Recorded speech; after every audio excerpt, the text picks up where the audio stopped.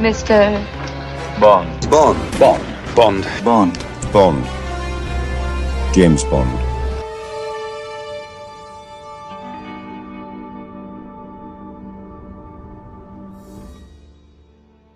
Hello and welcome to another episode of the Ultimate Bondcast. You're here with Chris and Mike today. As always, how are we, Mike?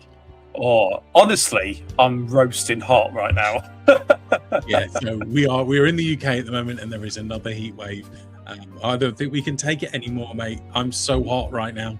Can I just make a case for the British heat before we move on, Chris? Because there's so many people online, like Americans and Indians, going, "Oh, we get it so much hotter," and that is absolutely true. But can I just say, the humidity in the UK makes it a lot worse, doesn't it? Yeah, I just don't think we're just not built for it, are we? The houses just aren't built for it. We're terrible infrastructure when the heat's here. Oh, absolutely. But yes. Anyway, on with the show. Speaking of heat, we've got a hot movie to talk about today. But I am really looking forward to talking with you about The Living Daylights, which is the main topic of our show today. Really excited about that. So get into the comments and let us know what you think of this film. But before we do, should I pass over to the new studio or? Should we go run over the left-hand side and get in the studio? Right, on the count of three, Chris. Ready? 1, 2, 3.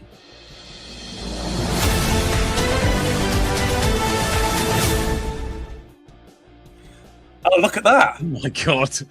You need it. It won't be long before you've got to sit in behind like a desk in the studio. I'm working on it, in fairness, Okay.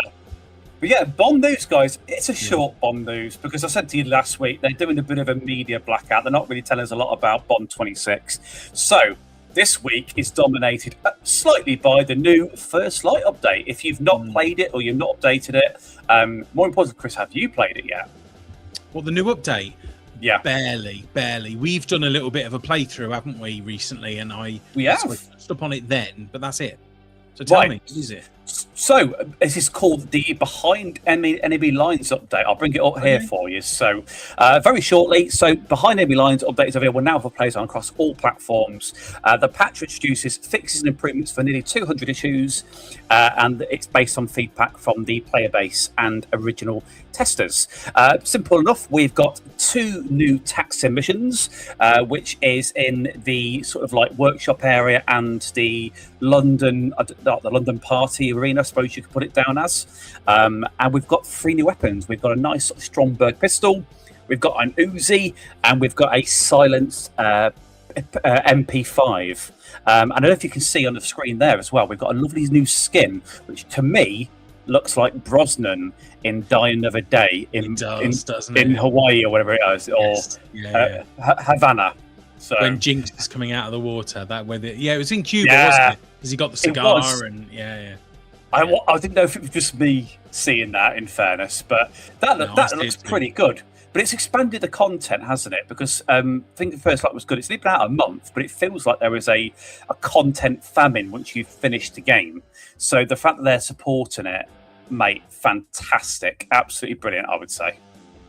Yeah, it's brilliant news. I just hope that it continues. And I guess that's down to like player base, isn't it?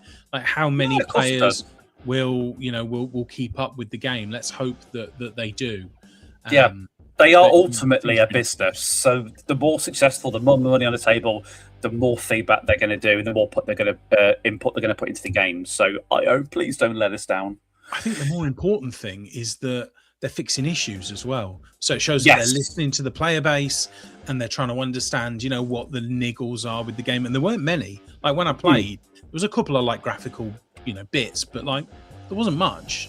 Absolutely, but I mean, one thing I'll say about IO is that, again, reverting back to the Hitman days, they're up to Hitman 3 essentially on the new consoles, the newer gens, and they are fantastically very good at longevity of games, new challenges, updates, all the time. There's never been a famine of content on Hitman, so I've got faith that this will continue beyond the next sort of 2 or 3 years of First Light, which would be brilliant. So, hopefully.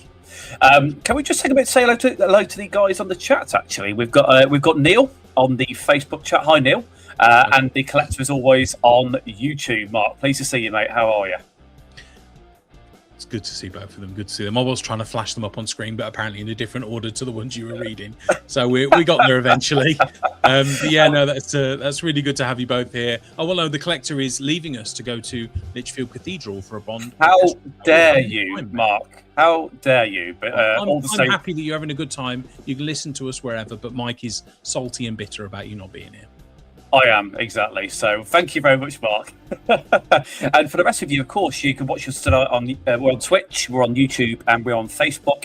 Later, stream platforms will be popping up as well. Not all of them listed here, but we will be on Spotify and Apple, which would be great as well. So, apart from that, guys, that is Bond News.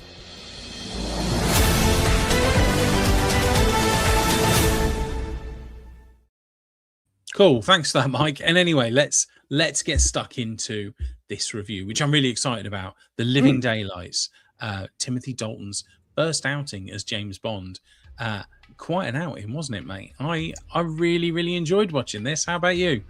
Do you know what? I think this has been probably the era I've been looking forward to the most out of all the Bond reviews, because often we've gone right from the beginning for the Connery outings to where we are now. And I think I said to you, Dalton in our ranking is my favourite Bond actor. Short-lived as he was, I think his two films give a lot of body, bit of weight to the Bond franchise. So yeah, we both, ironically, we watched this at the same time, didn't we, in our homes last night? And I think it was like 3 minutes behind you. I sent you a picture. Oh, I'm watching the Gibraltar scene now. You're like, I'm just at the end. I'm at the end of the Gibraltar scene. Yeah. So we were near enough in sync, weren't we? You know, we should have just watched it together. But yeah, it was really good. Really enjoyed watching it, and I agree with you. I've been looking forward to this era. I think for me, the era stretches beyond just Timothy Dalton as well. I feel like this late 80s through the 90s is such a fun time for James Bond movies. Really looking forward to all of this. I think the thing to take from it is I feel like Dalton is sort of the onboarding point for the modern Bond. Does that kind of make sense? Right. I was going to make that point today. It does feel like this is the shift, the real shift, and probably the biggest shift that we see until Daniel Craig as Bond. Yeah, I would agree that, but I would also put Daniel Craig into the modern era. So it's like a 3-in-3 actor, isn't it, and stuff like that, really. So, but yeah, as you said, let's proceed forward. Yes, I mean, so for those of you that don't know, I'm just going to give a brief overview to the Living Daylights. So, sent to Czechoslovakia to assist in the defection of renegade Soviet General Georgy Koskov, MI6 agent James Bond finds himself dragged into a dangerous conspiracy involving Kara Milovi, a charming blonde cellist. Too warm. I am. And as a secret KGB directive threatens to undermine relations between Moscow and the West, Bond suspects the Russians are in league with a traitorous arms dealer interested in making a fortune. As a result, a frenzied, risky mission from Vienna to Tangier and then into war-torn Afghanistan begins. But with Soviet and Western intelligence on the brink of conflict, can James Bond prevent World War III? What a synopsis! So seriously, whoever wrote that was on the payroll. Yeah, not me. Somebody put it on IMDb, so I stole it. Do you know what? It doesn't disappoint though. I think when you look at this movie, like you said, there's definitely a shift in tone massively, and this is the film that fits into the era of things like, Lethal Weapon, Breakpoint, those sort of like legendary 80s flicks, if you like. And this is why Bond, I think, had to adapt its style a little bit when it moved into the Dalton era. Yeah, completely. There's a lot of story points as well that we can touch upon later that feel like that were very 80s specific. So I thoroughly enjoyed this movie. But I feel like there's only one place that we can start with this film, and that would be Bond. Yeah. So, Mike, intro to Dalton. How did you find Timothy Dalton in this film?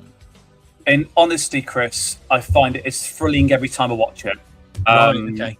Dalton is definitely the Bond for me because he embraces the book Bond, the literary Bond, which we've talked about a few times over the past. Yeah, he's not somebody that glamorizes the jet-setting assassin lifestyle or nothing. He's a man that almost accepts his job as a punishment. It's quite a blunt, cold approach to what he does. It's a job, and he needs to be a professional with the most sort of precision. And that's something I think Dalton does really well. Not to say there's not some light-hearted moments. That is still there. There's still a bit of love and a bit of heart. But he's an aged veteran. I think that's a good way of looking at it. Dalton was very keen to not so much shift away because Moore was bad, but he was very much inspired by the Connery movement of Bond, wasn't he? So he wanted to go back to sort of the lack of the gadgets, the more relying on your wits and your skills to survive. And I think this movie proves that very well, you know? Yeah. I think one of the things that's always brought up about Dalton, if you look anywhere online or you look like on any videos that talk about Dalton's Bond, people always point to it being possibly the closest to the literary rendition of Bond, closest to Ian Fleming's imagination. More than Daniel Craig, in my opinion. Yeah, I mean, I have my thoughts about Daniel Craig, but like I definitely think that Timothy Dalton hits that that brutal, like no nonsense, and actually not that womanizing either. Like Bond is not a womanizer in the books that he's portrayed in the films. So I feel like he has, you know, he loves women and he's just, you know, clearly very attractive and attracted to them, but like he doesn't go out seeking it in the same way that maybe Connery and Moore did. I genuinely feel, and I don't want to say the wrong thing to any potential female viewers, but women to him are more seen as a pastime. They're a hobby, a way of getting through a lull moment, if you like, and then he's back in professional on the job. That's sort of his Bond, if that makes sense. A bit like, I mean, you've got to bear in mind, 80s, right? What was quite crucial in the 80s? It was the AIDS crisis, wasn't it? HIV was quite a big subject to that point. So they treat Bond a little bit less jumping in bed with women and handle it a little bit more sensitively. Did you notice that in this film? Well, I don't know. I don't know I don't think I noticed that. No, not in that overt a way. I felt kind of the opposite with him. I felt like he felt like the woman was an equal to him rather than a pastime or a like they're not there as eye candy, that she's there as a she is there as a partner, as someone that is just, you know, along for the ride. But either way, like I really enjoyed Dalton's Bond in this. I think just to come to some of your points, so I can say what I think about him. Like I think he's very serious. It's odd. Like in this film, I actually found him difficult to watch at times, but I still really enjoy him. He's angry in this film. He's snappy even at times. That scene where they go to pick up the cello, like it's actually quite. He's mean-spirited at times, and I don't mean that in that he's not playing it well. He's playing it very well, but it's a different man. It's a different character trait. Like, when he hits that, "Why didn't you learn the violin?" If Roger Moore had said it, it would have been a hilarious little. But in this, it's almost like it would have been like Roger Moore would have been like an eye wink, wouldn't it? A sideline, and I get. Yeah, this was a bit bitter, a bit salty, a bit snarky, and I was like, I like it, but it's very different. He still hits a lot of really good quips, but I just like his attitude, and I think it's clearly him, but it's also some really good writing. This film is written very well. It moves quickly, it's confident, there's less flair and panache than in previous outings, but I love the sort of, you know, when I think it's in GoldenEye where where M is giving Bond the sort of, you're a blunt instrument, you're a relic of the Cold War, blah blah blah. Yeah, a sexist, misogynist dinosaur, and that's exactly how you can sum up. Maybe maybe not the misogynist bit, but like that's a perfect way of summing up Dalton's Bond in this film. Maybe Bond, as he gets older, the character does get a little bit more cynical. you know, in Yeah, that respect, maybe. and nothing there. I will just pick up on Neil's comment, by the way. Quite go on there. So Go for Dalton's Bond came too soon. There were people that were not ready for the hard edge and the more serious side of Bond, as it got them used to sort of the camp jokes of Roger. By the time Daniel Craig took over, who saw the hard edge Bond, and I think there's definitely a resurfaced love for Dalton, probably more so now than when he was Bond originally. Yeah, agreed. Yeah, and I agree. It's a massive contrast. You know, not that either Bond's bad, but Roger and Dalton are very different Bonds. That's the way I would perceive them as. Not better, not worse, just different. and it's funny because we've been doing these reviews the way we have. I actually wrote down, like, I'm glad you said that, but like, I put like you can feel the whole team intentionally trying to distance the franchise from the silliness or the campness that came before. I don't miss it in this film, but it also occurred to me that I appreciate the different Bonds more than I ever did, and like how lucky we are that we've got all these different Bonds. How boring would it be if all we got was 6 actors doing exactly the same character in exactly the same way? Would you really want to eat ready salted crisps all the time, or do you fancy a bit of cheese and onion, a bit of salt and vinegar? It's what's your flavour? Which Bond is prawn cocktail, mate? This is the question that needs answering. I'm going to put Lazenby at prawn cocktail. It's sort of the unworthy contender, isn't it? You know, you either love him or you hate him. I'm sorry to put it down there, but yeah, if you like Lazenby, but yeah, unfortunately. But I think it's totally fine to equally love 2 completely different versions of Bond exactly the same. You can love Timothy Dalton and Roger Moore equally. And there's nothing wrong with that. You can listen to a bit of Slipknot and you can listen to a bit of Phil Collins, and it's totally fine. It's the beauty of being a human being, the freedom of choice. But the good thing about Bond is you can very rarely make the wrong choice. That's the way I look at the movies. There's always a bit of flavour, and sometimes you're in the mood for something. I mean, I think we talked about Moore. I didn't realise how good his movies were, and I wrote them off, but a resurfaced love for them. But it doesn't detract that I think Dalton's the best Bond for me. You know what I mean? So it's different.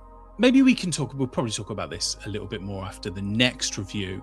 And I think the answer's probably no for me. But like, do you think Dalton got the quality in movies that he deserved? Because I mean, this is top tier. This is a top 10 Bond movie, easily. Yeah. But he deserved more, didn't he? Oh yeah, he absolutely deserved more. And the third movie, which we will cover one day, is a what if episode, is an absolute tragedy. It never came to justice. There was 2 drafts of it, and one draft in particular is very Dalton, one not so much.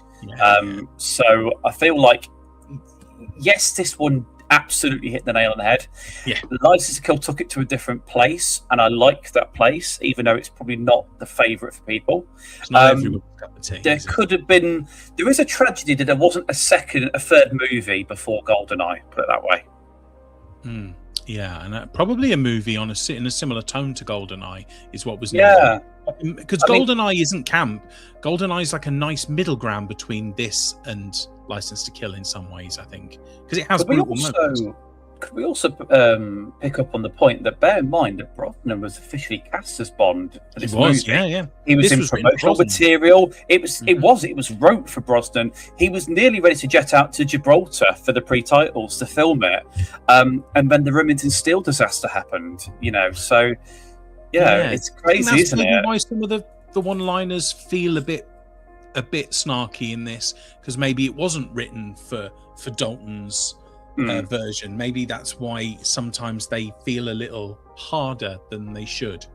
Yeah, I think so, actually. And if anything, Brosnan was actually the right and the wrong Bond at this point, wasn't he? Maybe he's a little bit too young and maybe a little bit naive, but by the time he hit GoldenEye, it was like he'd earned the role and he was the wanted Bond by the public.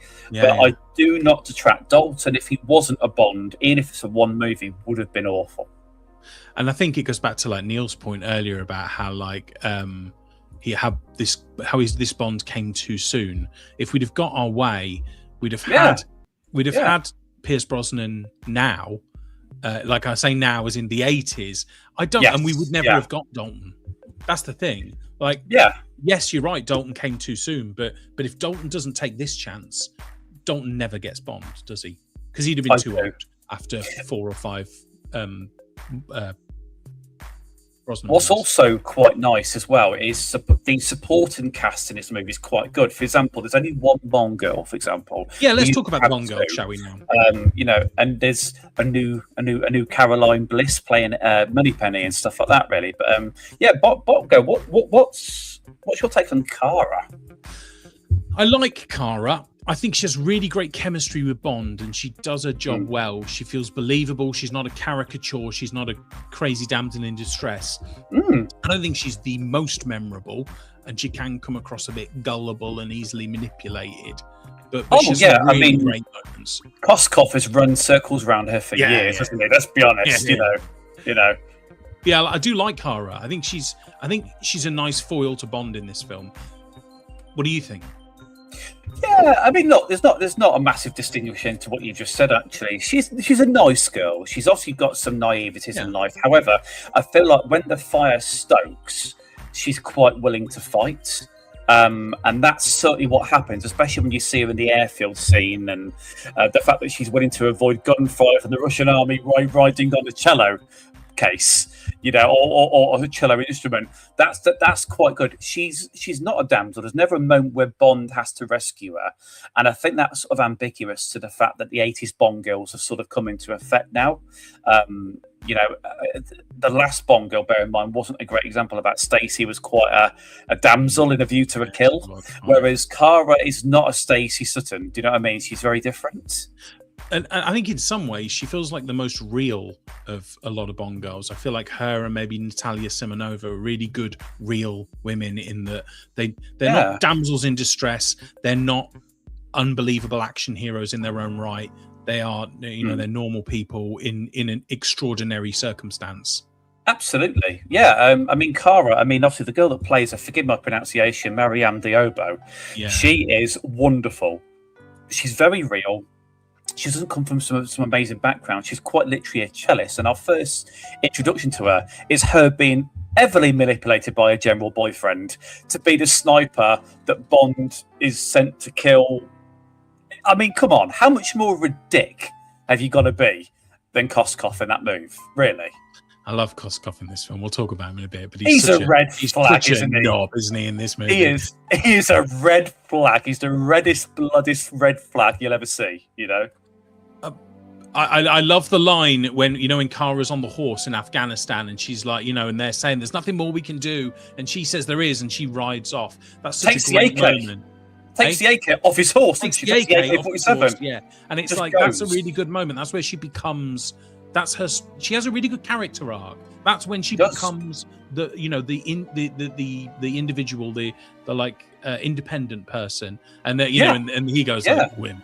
And that's great in and of itself. It's a fun line, but yeah, I love it.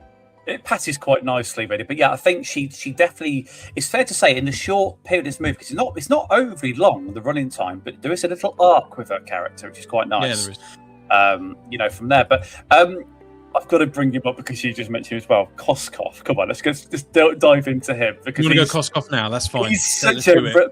So I'm gonna say it again. What a bloody red flag this man is. Yeah, honestly, he's a rogue, isn't he?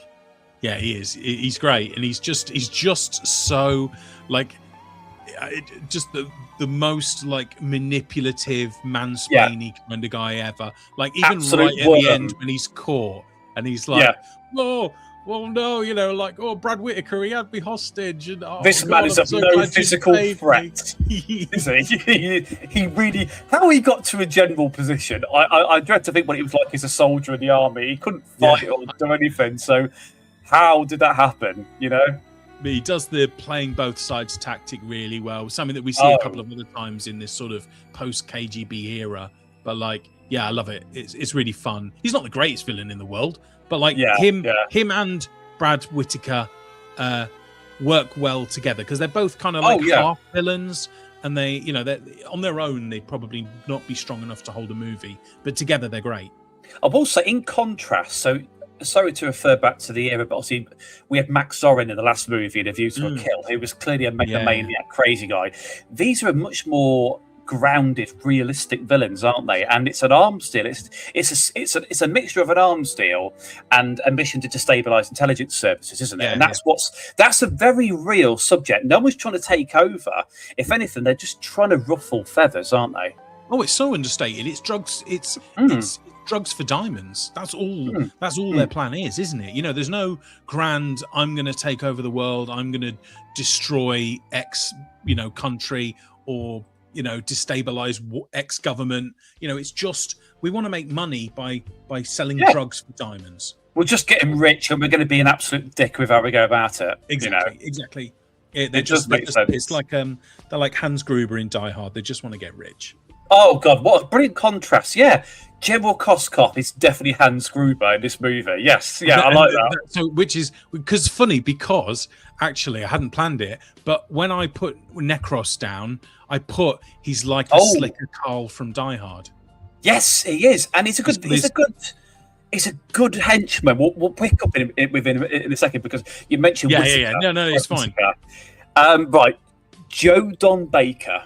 To see him before he's Jack Wade, obviously in the Brosnan era. Yeah. Obviously, yes, Bond movies will always recast people. It's just the way to do. Oh, by the way, so hi to Lorenzo, sorry. Just so you pop on the chat, Lorenzo. Oh, hi, Lorenzo. It's good to have you, mate. I love him as an actor. He's the sort of man, my opinion, Chris, right, who could go to a restaurant, flirt heavily with a waitress, and the girl that he's with will pay for the meal. He's such a rogue, you know what I mean? Like, it's just, I don't know. He's the sort of man that would drive a Jag and, get it cleaned because there's one little bit of dust on his dashboard one day. Yeah. Do you know what I mean? He's a very, I don't know what I'm searching for. He's just a roguish guy. You know? He's like a charming and friendly Biff Tannen. I really like him. His villain is a bit weak and silly. Let's be honest. His character of Wade is much better for me. I love him as Wade because he's that charming, almost like he's like a Chevy Chase kind of charm to him. But like his fanatical fascination with war in this movie is hilarious. I love seeing him with fake explosions at like the Battle of Gettysburg, like fighting the war the way he would want to. It's dumb, it's silly, but I love it. What an absolute sociopath, though. Yeah, I know, right? He is. I mean, look, to be a Bond villain, you're always going to have, sorry to quote it again, red flags, but these guys are just weird, aren't they? They're the sort of people that if you're at a party, you sort of go outside and talk to other people. You wouldn't hang around them, would you? To him. No, he's not very nice. I mean, damn these people that wanted to stabilise economies and intelligence services. Yeah. Can I pick up on the fact that as well that the reoccurring cast was a nice catch because we carried M in, obviously Robert Brown. I've written this down as well. Thank you for doing this. This is sorry. No, this is perfect. Q comes with him as well, but we get a new Moneypenny. I don't know. What's your perception? Yeah, so I've got the Bond continuity down. I've got Moneypenny and the Bond girls. So I love the continuity between the Bonds, and I was going to talk about that because I think continuity between Bonds is really important. I don't know how you feel with some level of it. Yeah. So you've got you've got the same M, you've got the same Q, you've got the same Ministry of Defence, you've got Gogol, which. I didn't want to talk about it now, but I think we should because now we're here. But I forgot it's Gogol's retirement party of this movie, isn't it? Yeah, effectively so. Yeah, he's now part of whatever alliance that they've got. But with all of the continuity between the Bonds, why recast Felix Leiter with someone who's so meh? Yeah. Especially considering what happens in the next movie. I mean, I know they didn't know what the plot of the next movie was going to be. No, but this feels a real odd choice. I find John Terry, who plays him, seems like a nice guy, just not a very memorable Felix, is he? Wouldn't act him. Considering you've got somebody on the other side of the screen of Dalton who's really, a Shakespearean, of the guild trained actor who's doing really, really well. John Terry's just not just not Bond in my opinion. I feel like I forget the gentleman that played him in the Living Day. License to Kill and Live and Let Die. Yes, I have who the wants name. to return? David Hedensby, is it? Brilliant I'll find character. out. Brilliant. He felt like he had heart to his character, even when his roles are quite minor. This guy, we hadn't seen him. We hadn't seen Leiter since Live and Let Die in the run through. David Hedison. Oh yeah, but we hadn't seen him since Live and Let Die. So to introduce him back, and I don't know, was it just a bit of a casting error? Do you think that's what it comes down to? I don't know, and I really feel like we should probably park a lot of that for License to Kill, because I think for me, he is my quintessential Felix Leiter. When I think of Felix Leiter, even though he's only in 2 movies, so even bringing him back, I feel like is an odd choice, because I think what I'm trying to say is they clearly don't care who plays Felix Leiter. That's what I mean. Like they recast wrongly, him but yes, all the time. Like they don't really care. Felix Leiter's not important. They'll just put anyone they want in there until it gets to License to Kill, and suddenly it matters. And that's what throws me, I think. They should have, if they're going to recast, they should have put someone better in this film, and it should have been this person in License to Kill, is kind of what I'm saying, I think. Valid. I don't know. It's my rant about Felix Leiter. Shall I be blunt? I just don't like this one. That's all I don't either. It's probably one of the only flaws the Living Daylights has, if I'm being honest with you. One of the very few. Yeah, there aren't many. And let's talk, because you brought it up, Moneypenny as well. We've got a new actress for the first time, Caroline Bliss. Beautiful actress. Gorgeous. Yeah. Different kind of Moneypenny. Talk to me about it. Yeah, I mean, look, Bond and Moneypenny are always going to have romantic tensions. That's the point of their character, isn't it? But she feels quite natural. She feels quite natural with Dalton. It sort of kind of echoes the tone of him. And she's, I don't want to sound the wrong thing again, but she's a more floozy Moneypenny. She is awing after him. And if you imagine like Lois Maxwell and Samantha Bond, in GoldenEye, they are probably more resistant to Bond's charms, whereas Bliss sort of, I don't know, she sort of goes after him a bit more. Does that feel right to you? Yeah, it does. I think previous and future Moneypennies enjoy the tete-a-tete with Bond, the back with Bond. Whereas Caroline Bliss feels a little bit more like she swoons after Bond a little bit. She does. But it's not to say her portrayal's wrong. It's not. No. You could almost contravene somebody. I completely agree with the dog. What's the dog saying?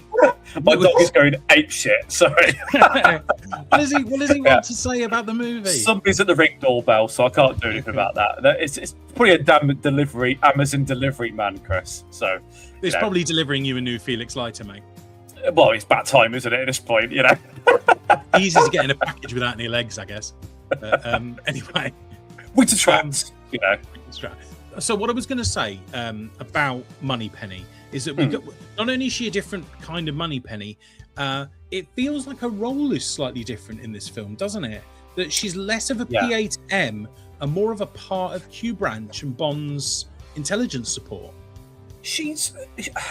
One thing I would say that, I hadn't thought about it until you brought it up, but she's not in the office for one. No, she's in Q Branch the whole time. She's in Q Branch, and she's almost taking an order from Bond. Yeah.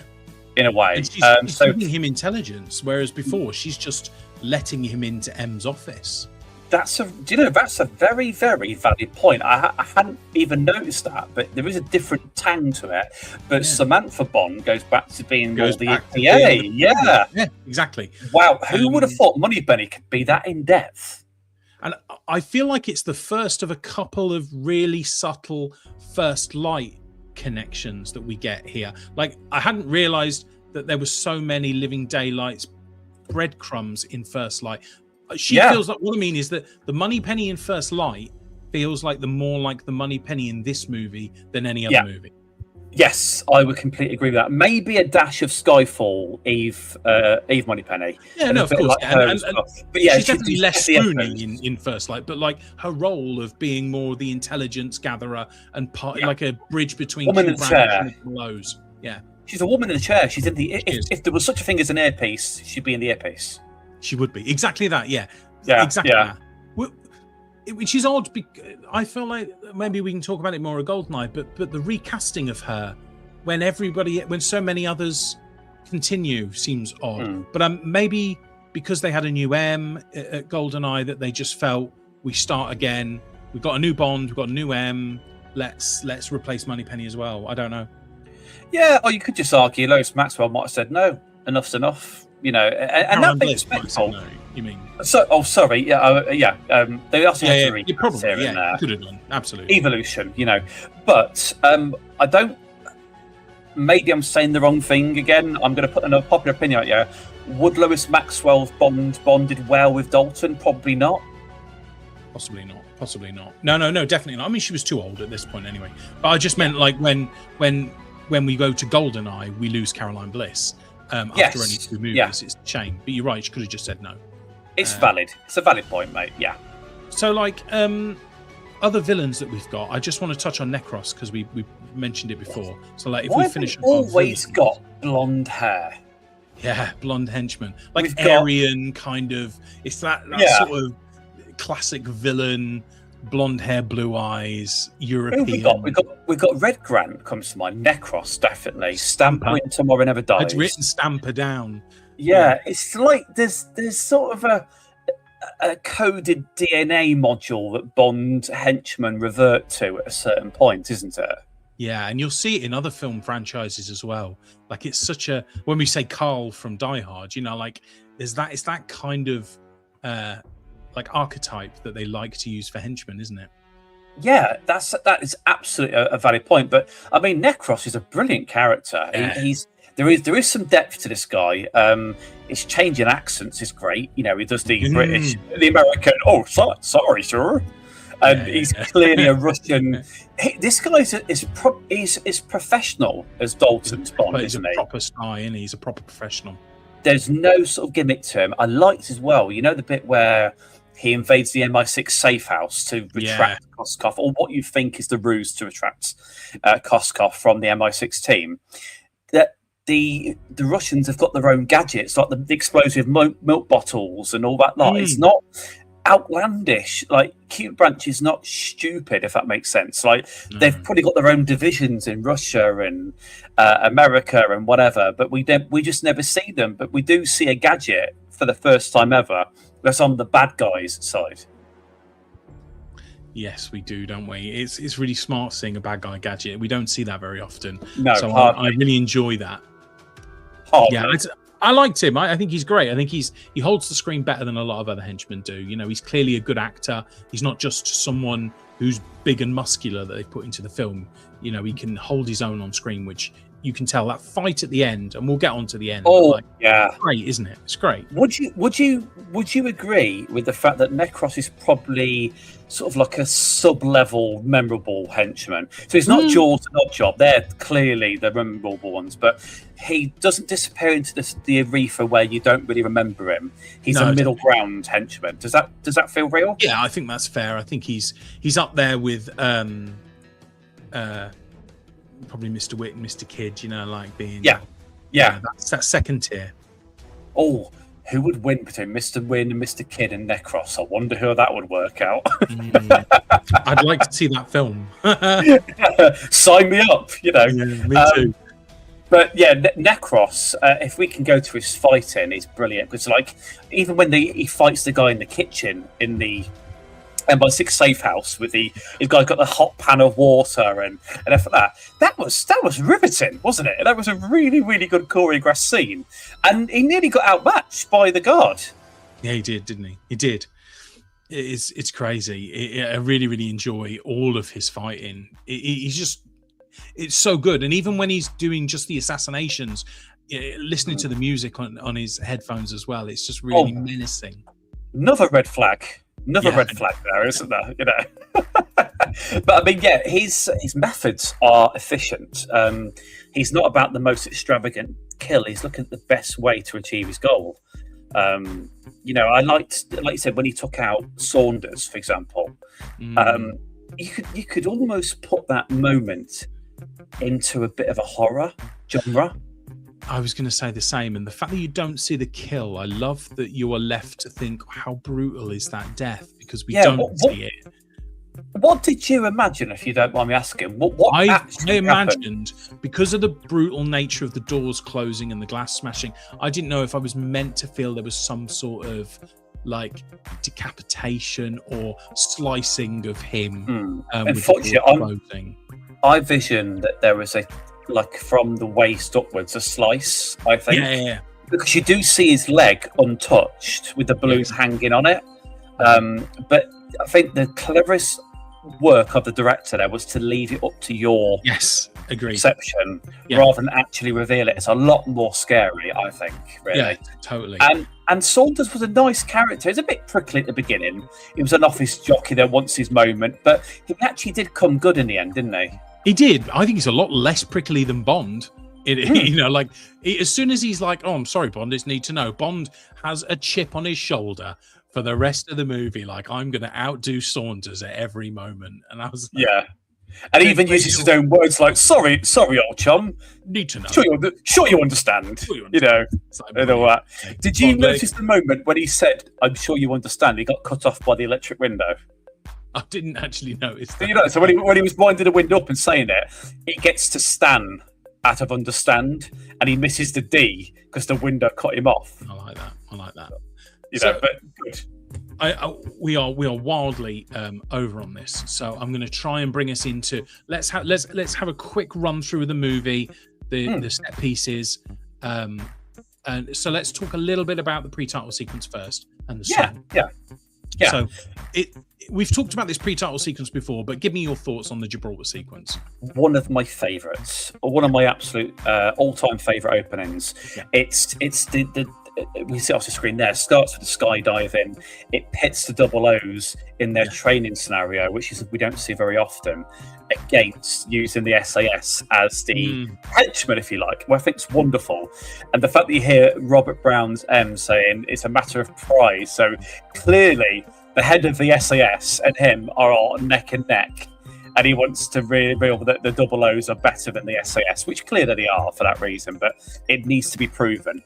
And then we get this sort of deviation that actually the train exercise exists, but there is a rogue element. Somebody's infiltrated that for Spienum, if I'm pronouncing that right, which is, of course, Death to Spies, which erupts into Dalton's chase on the Land Rover, which is amazing. And Spienum was where Smersh came from, wasn't it? Isn't that how the derivative of Smersh is the smear part of it, I assume? It absolutely was, especially harking back to the books. The fact that they used that reference in the books was brilliant. I mean, to the casual viewer, you probably overlook it, but it was amazing. But in regards to pre-titles, Chris, I mean, honestly, Dalton's physicality, the lack of a line of stuntmen where he can get away with it, I think is brilliant. It really immerses you into the moment with this sort of opening sequence. And it's one of Lorenzo's too as well. I've got it up on screen now. Even if I didn't watch the entire movie, the pre-titles is up there for me. Yeah, I agree. I love...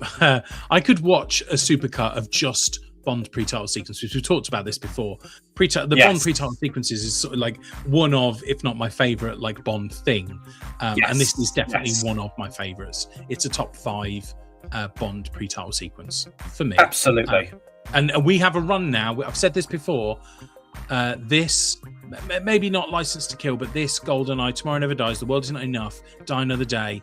What a run of pre-title sequences we get. Oh, we're in for a right treat, aren't we? And this is sort of it's like you get treated. We've sort of gone through some of the sort of weaker films here and there, but it's built up the lore, and now we're getting delivered the treat, aren't we? We are. They're learning what pre-title sequences can be, and this is one of the sequence, like the Land Rover stunts, the spy getting killed on the rope, him landing on the yacht, like him grabbing the phone, saying she'll call you back, and then delivering Bond's the line. I mean, Dalton's Bond delivers that line quite naturally, doesn't he? It's not over the top. Yeah, he does. It's a Bond, James Bond, whatever, You know. And when she hands the glass, like, "Oh, won't you join me?" And he's like, Make it 2 hours. That's like that's your moment of going. Okay, we've seen a quite physical, visceral Bond that's more in this opening sequence, but it's still the same man. I would also say it's only the third time James Bond is ever said in the pre-title sequences. So I'll put a challenge out to the comments. Who can tell us what the other 2 Bond movies are where James Bond is said in the pre-title sequence? Very interesting. I can't even think what they are. So that's a good little challenge. I'll have to rack my brains on that a little bit. So anyway, yeah, get in the comments and let us know. But yeah, I really enjoy the beginning. What do you think of the song? Oh, it's top tier. It's almost there with A View to a Kill. In terms of the song itself, Aha was a brilliant choice for its time. Definitely, it's got some chime from A View to a Kill sort of theme of it, 80s beats, synthesizers, all that sort of stuff. But it's a fantastic theme, not weak in the slightest, and it's definitely one of my not just favorite Bond themes. I like it as a song in general, and I think that's a rarity to find there. Neil's just put up as well, Chris, that he absolutely loves it. By the way, so Neil, I'm with you there, mate. I'm with you there. It's a fantastic entry into the Bond soundtrack catalogue. Absolutely, mate. I agree with you. I think it's definitely. I've written down that it's in the same vein as View to a Kill. I don't think maybe it quite hits those heights, but it's still a really, really good Bond theme song for me. Very solid. Yeah, very solid, and leads into generally, I think, a good soundtrack as well. Maybe a bit disjointed in places, but I think generally a very good soundtrack. And John Barry's last film as well, isn't it? Yeah, it is. Yeah. Obviously, they take a massive tone shift, and then we have the dreaded hiatus, don't we, of 6 years waiting for the next one. So, I thoroughly enjoy the soundtrack and the song. The sort of action sequences are made to be more active, aren't they? More aggressive, if you like, compared to. So let's run through these action sequences before we get to the end. Like, we want to get to that ending, but like there are a couple of really good moments, aren't there, in this film? Yeah, the V8 Vantage. Come on, that car. The V8 car is just so good, isn't it? I love it was picked back up in No Time to Die. That's one thing I do like about that film. Yes. The V8 Vantage is one of my favourite Bond cars. Yeah, it is. Another first light breadcrumb, mate. Not just in the fact that I know the DB5 is the king of Bond cars, isn't it? It always will be. I'm sure it's a popular opinion as well. But the V8 Vantage is so close behind it for me. So close. Well, it's great, and we get two cars in this film because we get the Volante first, the soft top, don't we? Or the soft top, and then we get the V8 Vantage afterwards. Yeah, which is more like the saloon, isn't it? Takes on the Russian army on its own. I mean, that car chase, right? So if we go into where it opens, we see the adoption of lasers on the wheels, as Bond quotes it. Oh, it must be an atmospherical phenomenon. With the radio picking up the radio waves. It was proven that Dalton is a gadget like Bond, but the car is still Bond. The way that you've always known it to be. I don't think any amount of skill would have outrun the Russian army in the world he was in right now. The frozen lakes and all that sort of stuff. It wouldn't have worked. But I especially love his line of, "It's amazing it's modern safety glass." It is. I think it might be one of my favourite Bond car moments. It's the most gadget laden, I think. Or they really labour heavily on the moments where he'll lift up the center console and get all of the dials and click all the dials individually. It really feels like the quintessential gadget moment in any Bond movie. Would you agree? Would you agree, Chris, that this is almost like that's an element that Die Another Day tried to mimic a little bit in a good way? Yeah. From there, the car chase was so and it was well. The car was even called the Vantage, wasn't it? Yeah. Well, no, Vantage, the Vanquish. No, the Vanquish. Sorry, yeah. Yeah. It wasn't the Vantage. But they're always these, but very similar. They? Yeah. I like the snow editions. I like the way that the wheels can cut into the ice. I like the rocket propelled booster. There is some outlandish bits, but I like that it wears a shed for some of it as well. It's great. I really enjoy that. And then the move on the gear knob. It's time to leave. Yeah, it's time to leave, and then he just shoots out of it just as the rocket launcher explodes the shed as well. Awesome. That sort of tribute to my point earlier that Dalton is a colder Bond. However, there's still there's a light-hearted moments that pass off well, and that's one of them. Yeah, you're right. It is, and I think those action scenes are just fantastic, and it leads into the cello escape as well, doesn't it? Which is also a really funny moment. How do you feel about the cello escape? Out of curiosity, it's riveting. But what do you think? It's possibly the silliest part of the movie, but I'd really dig it because the movie needs it. Yeah, I think that might have been more an area where more of Brosnan could have carried that a little bit better. Do you think? Definitely, the tone of it. Yeah, I think Moore would have carried it better. I think it's difficult for any of them to carry, but I think Dalton does a really good job of it. Does it really good? It does, and the whole "we've got nothing to declare." yeah, I love it. That was good. Really, really good. And I want to talk a little bit briefly before we get to the ending about the scenes with Pushkin as well, because we got some good action scenes, and him confronting him in the bedroom was really good. Very tense, and very tense. And I can imagine the cinema going, "Whoa, I've not seen Bond like this for ages. What's going on?" He's a man that is planned, calculated, on point, professional assassin. He's there to commit the job, and the fact that he was even convinced me why I should betray my orders. He was there to assassinate him, wasn't he? The death warrant was there, but obviously I like the fact that off-screen Bond's clearly had history with Pushkin, and they know each other, and they've probably been allies on a previous assignment somewhere. He says this is the first time I was glad Bond is a good shot.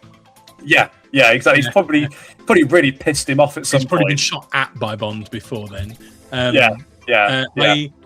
I really do enjoy him. I mean, I'm a massive Indiana Jones fan, so it's lovely seeing Salah in this movie. Do you think he's perhaps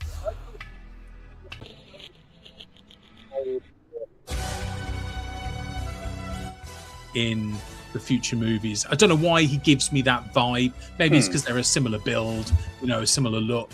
But I wonder if there was an element of we want a character like that, but we want to see more. Yeah, I think there's definitely inspiration of that sort of tone. Absolutely. And I hate to say it, but it's just very Russian, isn't it, as well? Yeah, it is. It is. That sort of respect, we've got to kill you, but I respect you at the same time. Yeah, it's a bit like with Sikorsky, isn't it? Yeah, professional courtesies. Yeah. Yes. And everything really. So yeah, I do agree with that one. I will, because I'm just cautious of the interest of time as well. Can I take you a little bit forward, and we'll talk about the plane sequence at the airfield, because that's So I've got the ending. I think we need to talk about the ending now. So bloody good, by the way. Yeah, it's great. You want to talk about before that? I think the bits in Afghanistan are really chaotic and probably my least favorite bits at times. The fighting I found a bit like bang bang, lots of stuff going on. But when we get on the plane, wow, what a fight! I do agree with that. The airfield sequence is really good, though. Did you notice some little nods like the digger that came in, taking the gunfire? They used that in Casino Royale again. When Bond crashes through the fence. So there's nice little nods there, and it is very engrossing. But it's nothing filled my joy more than watching Koskov and Necros hiding while this is all going on, around them, and the fact that the plane's going off without them. With Bond driving it, it looks, there's a thrill to it, and the fact the soundtrack's playing, that 80s dun dun dun dun dun dun dun dun dun at the same time, it's so good. Really good. Yeah, I thoroughly enjoy the ending. I think it's exhilarating and it's adrenaline filled. But the fight with Necros at the end is just brilliant. Yeah. Like I wanted to say as well, what is Kara's plan? What on earth is she doing? I do wonder that. Waving. Watch it. She's so blasé about it as well. Yeah, she's just I'm just going to open the back of the plane, and then I'm going to. I know. And then nearly crashes it into a mountain. Yeah. I was like, wow. That's ballsy. That's moments where you go, dude, Really? Women. It's a good sequence. It's breathtaking, but It's brilliant. It's brilliant. Yeah. I mean, it's so good that they're hanging off the plane and fighting. It feels like a Tom Cruise stunt.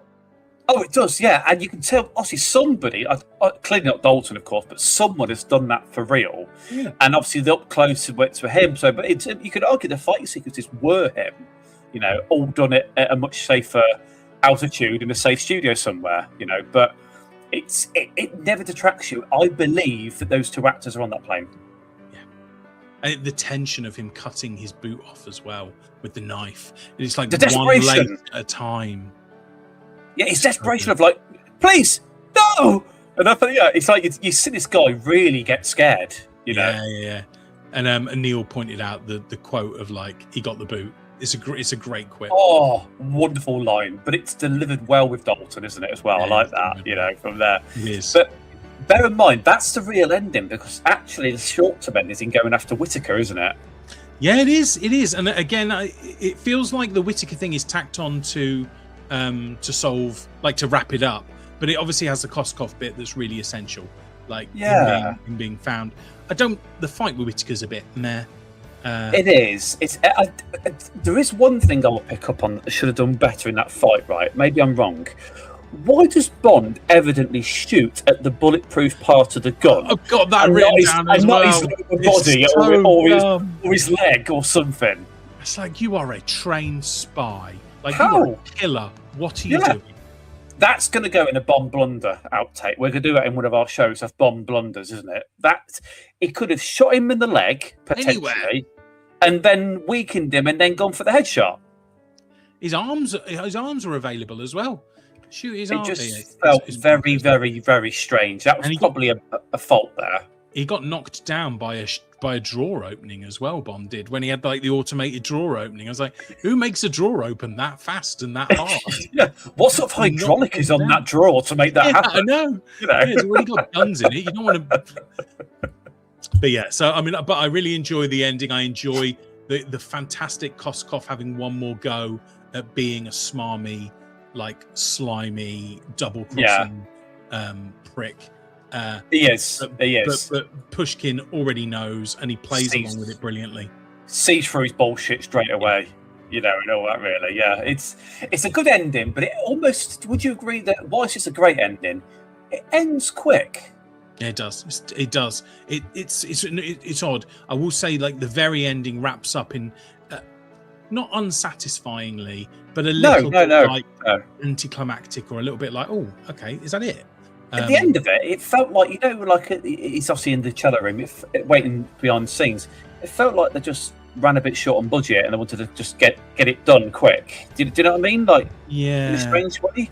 It's not bad. It's a great ending. You're not left unsatisfied, but it does feel a bit rushed, to say the least. You almost wonder whether, like, a bit of reordering and maybe Koskov and Whittaker being taken out before the plane, and then Bond and Necros fighting being the climax. Like maybe that's the way round that would have had the better escalation. I don't know how you'd write that, but like it feels like maybe the it escalates to this great fight scene and then just to round it off. Should we just say it's a rather peculiar set of events, the way it works? Not bad, but just peculiar. So before we wrap this up, is there anything else that you've not covered about this movie that you want to cover? There is. I wanted to say, before we rank this, because obviously we do the ratings, we do our lines of the movie, there's something I just wanted you to have a quick look at, Chris, and see what you think. Because one thing is that this didn't a video well I'm going to have to watch? Yeah, this is actually a very small deleted scene from the film. And I want you to tell me what you think. This feels very Roger Moore, but tell me what you think. Have a quick look, guys.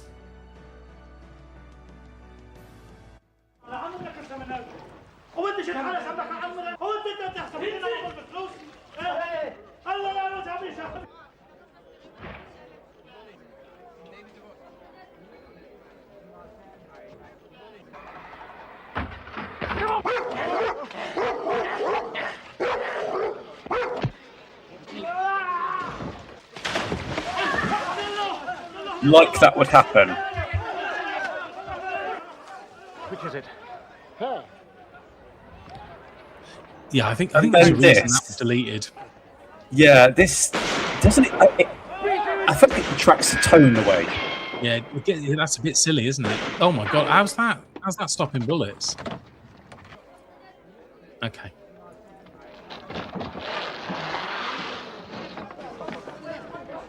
Do you sort of echo my? Do you reckon my thoughts on that? It's a little bit Roger Moore, maybe too even stupid for Moore. I think. Yeah, I think they probably maybe that was a director thing, and then they were like, no, you gotta cut that, dude. That's Cut it. How much money did you spend on that carpet? We want it back, basically. Mad. I think the only other thing I was going to bring up was I love the actor who plays Kamran Shah, Art Malik, the Afghan. Played the main villain in one of my absolute favorite action movies of the 90s, True Lies. So it was really good. I hadn't clocked that it was him. So the last time I'd seen it, I hadn't noticed it him. So it was great. Very good ally of Bond in this movie. And that sort of joining up with the Taliban-esque freedom fighters to defeat the Russians was what I was talking about earlier. About that is such an 80s thing, like, you know, teaming up with the Afghans to defeat the Russians. I don't know if you've ever seen Rambo 3, but it's literally plot of Rambo 3 is teaming up with the Taliban to defeat the Russians. So I really enjoyed that, but dates it very much late 80s. Very clever addition to it, but I think he's kind of a unsung gem of this movie. He's very, very good in it, though. I think he's a great actor. I wish I'd seen him in more. I'm sure he will be in more, but like I really definitely a special nod, though, 100%. Yeah. But so that is The Living Daylights. We have clearly shows that we've enjoyed it, that we've been going on about it for over an hour now. But we have over ever so slightly. But yeah, you're all right. Rate it at least. So let's see where we were previously. Did you see? Look at this. I've actually, let me remove the comment. Oh, you've done that. Like I've finally gotten around to putting every movie on here. So how far we've come. We need to remove the banner for the bottom one. Maybe I'll have to shift it up for a bit. I can help you with that. There you go. So there you go. How far we've come, though. Look at it. It's amazing. I know. And yet we're still only just over halfway.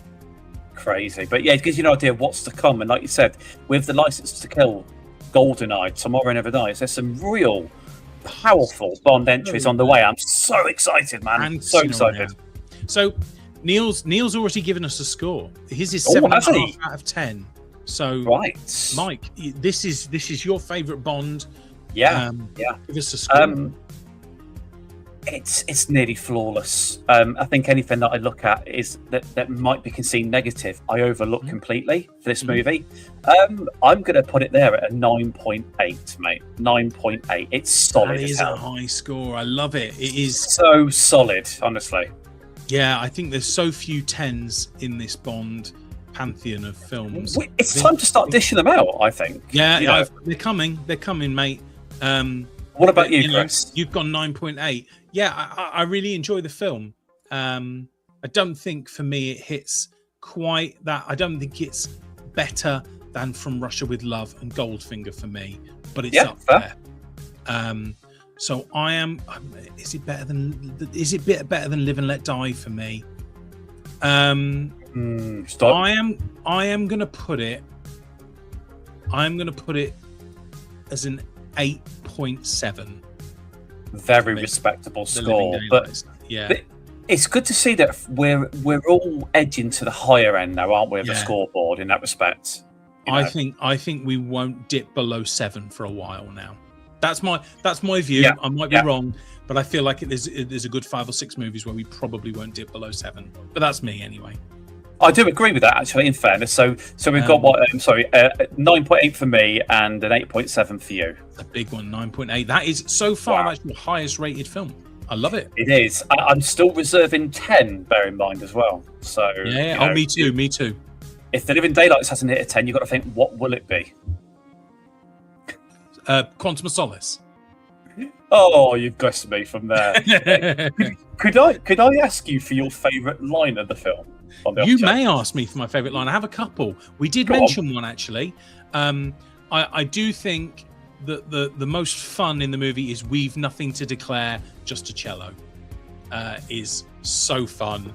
at the end of a really silly sequence, he really leans into it, and I like that. I respect him for it. I have another, but you go for it.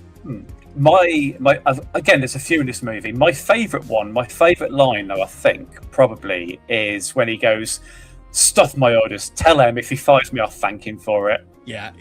You know, that just shows, and you'd never catch Roger Moore or Connery saying that. They're very different, aren't they? You know, so Yeah. I like the sort of aggressive approach of Dalton, but that's my favourite line. Yeah, I agree, and I did write one that really summed up his serious nature. If I wanted to kill you, you'd already be dead. yes, The whole thing with Pushkin, that every line in that, like, you should have brought lilies. Like, it's so cold, and it's fantastic. But I still think We've Nothing to Declare is my favourite line. brilliant, amazing, Great. good So choice. we have. Well, I don't think we've been too bad. It's only 7:10. It's a great film. It deserves the time. We did start a bit later, in fairness, so we'll let that slide, shall we? Neil's put he met his Waterloo. That is a really good line as well. Good line, Neil. Really Yeah. good line. Yeah, it's almost impossible to choose a bad line. I think there's so many of them now, isn't this, in this movie? Neil says he also knows his 10. Is there just one 10, Neil? Is it just one 10? Ooh, Who's the actor? Who's the actor? Let's let us guess. I will let you know. There's 2 10s in my countdown. There's 2 10s in my countdown too. Mm. Oh, there. I mean, maybe that will change when we watch them. I don't want to say Maybe. that I made my mind up. No. I mean, and again, once we've done all of them, we're going to clearly look at the scores and go, "Whoa, what was our actual ranking?" The same actor. No. I think I know what your 10s are, and I think they might be the same 10s as me. Let's keep them hidden. Oh, yes, absolutely. of course. They're in my pocket, mate. They are in my pocket. Anyway, so his 10 is Daniel. Okay. Okay. That's two films for me then. Fair enough. That I would Fair guess. enough. I would respect his choice, Neil. Put it that way. I mean, I might let you in on a secret, Neil. I think one of my 10s is Daniel as well. Ooh, well, hopefully, inevitably, that's going to come up again, isn't it? So. But anyway, thank you everyone who's joined us live. It's been lovely having you here. Lorenzo, Neil, Mark, and Robert. Anyone else that has been here? Robert, I've only just seen you in here, Rob. Hi, Robert. Really nice. Really nice of you to join us, mate. We got so engrossed, didn't we, in what we were doing? But yeah, Robert, thanks for your comment. Thank you for joining us. And it just sort of leads me to explain, obviously, if you've only just joined the channel for the first time, just hit the subscribe button or follow our Facebook page, go to Twitch, go to TikTok. We're trying to do everything we can to improve our presence, but TikTok is proving a bit challenging. However, we love our YouTubers, we love our Facebookers, and your Twitch guys that have joined us as well. We really appreciate all your interactions, Yeah, I mean, that's our plugs, I guess, right there and then. No, not all of them, but yes, yeah.